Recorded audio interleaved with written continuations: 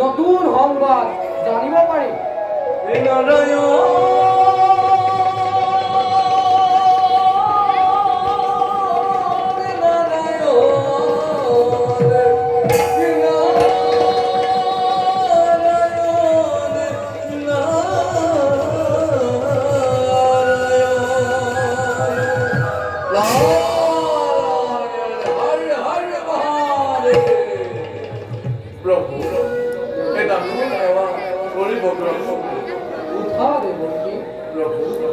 বোধ হয় কিবা নতুন সংবেদ নিশ্চয় আনিছা লগত।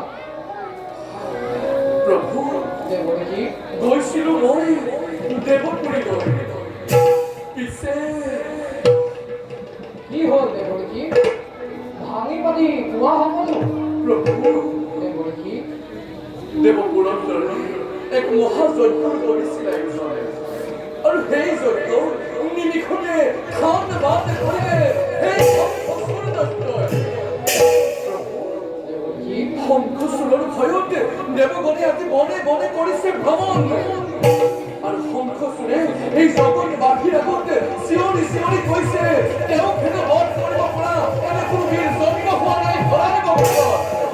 ইমান অহংকাৰ এটা সামান্য দৈত্য প্ৰভু নিচি নিৰাহিয়ে শংকৰ গোট মুহূৰ্তৰে তাৰ দৰে হতহল দৈত্য কৰিব পাৰো বিনা।